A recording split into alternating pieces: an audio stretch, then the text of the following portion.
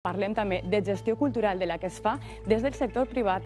Hi ha alguns mecenes i en aquest cas, en el cas valencià, tenen noms i cognoms. Paren atenció a les següents imatges.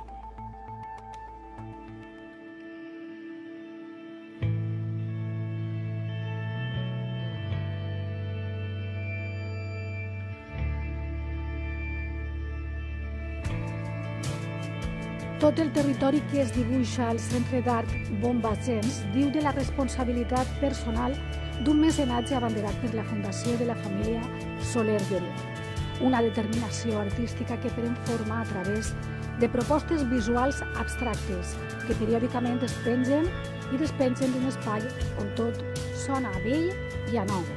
La Fundación Per Amor al Art tiene tres áreas, que son el área social, el área de investigación y el área de arte.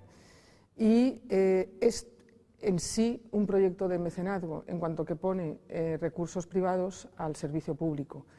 L'aposta per una antiga factoria de bombes hidràuliques, fora de la milla d'or de la València més històrica, ens dona pistes dels camins arriscats que pot emprendre un projecte de mecenatge contemporani. Ese continuo apoyo también a esos artistas comprando, exponiendo, produciendo un catálogo, haciendo actividades para que su obra se vea, pues son muy importantes. Enmig d'aquest procés de reconversió de l'edifici en passat industrial es trobaren un celler del segle XV, un refugi de la Guerra Civil i, sobretot, un lema que subjecta tota una declaració d'intencions: per amor a l'art.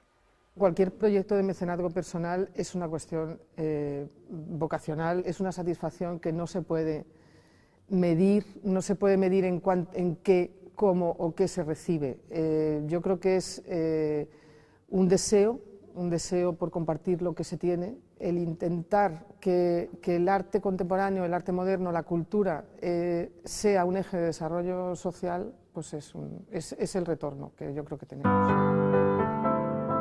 Sota eixe paraigua s'articula un acurat mecanisme que incideix en la producció d'obra d'artistes locals com Imma Femenia.